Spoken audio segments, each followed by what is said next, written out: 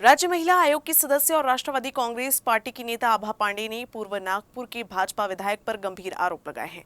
सड़क से अतिक्रमण को हटाए जाने को लेकर उपजे विवाद में आभा पांडे ने विधायक कृष्णा खोपड़े पर सिर्फ अहंकार के चलते मंदिर और बौद्ध विहार को तोड़ने के लिए प्रशासन पर दबाव बनाने का आरोप लगाया है।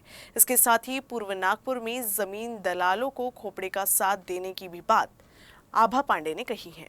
पूर्व नागपुर से संबंधित इन दिनों नेताओं के बीच विवाद की जड़ वाठोड़ा स्थित गिड्डोबा नगर के एक लेआउट में मुख्य मार्ग से अतिक्रमण को हटाए जाने को लेकर है।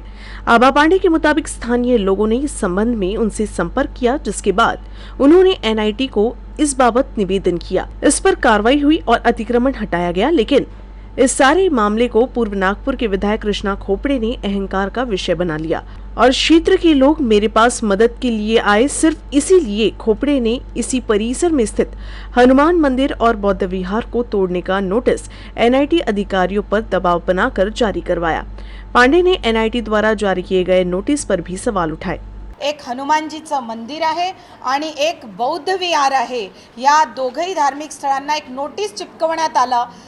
MRTP ॲक्ट अंतर्गत 53(1) ची नोटीस जेव्हाही बजावण्यात येते सर्वप्रथम तेव्हा 30 दिवसाची नोटीस देण्यात येते, परंतु आमदार महोदयांच्या प्रेशरमध्ये अधिकारी सुद्धा हडबडले आणि त्यांनी न जाणता न ज्ञान ठेवता त्यांनी अशी गैरकायदेशीर नोटीस तिथे चिपकवली, ज्याच्यामध्ये तारीखचाही उल्लेख नाही आहे आणि ज्याच्यामध्ये 30 दिवसाचा नाही तर 3 दिवसाचा त्यांनी नोटीस बजावलेला आहे। म्हणून ही गैरकायदेशीर त्यांनी नोटीस दिलेला आहे।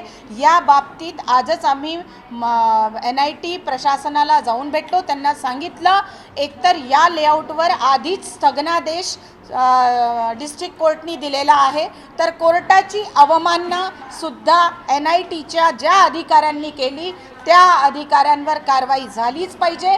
कृष्णा खोपड़े पर आभा पांडे के आरोप सिर्फ यही तक सीमित नहीं रहे। उन्होंने खोपड़े और एनआईटी और पूर्व नागपुर में स्थित एनआईटी के अधिकारियों पर कर्मचारियों पर दबाव बनाने का भी आरोप लगाया और पूर्व नागपुर के क्षेत्र में खोपड़े द्वारा जमीन दलालों का साथ देने और गलत तरीके से रेगुलाइजेशन लेटर जारी करवाए जाने का भी आरोप लगाया। आमदार महोदयांनी अनेक अशा दलालांना सुद्धा साथ दिलेली आहे, जे दलाल प्रत्येक एरियात फिरत असतात की अरे इथे नाला जातोय, नाल्याचा आरेल काढा।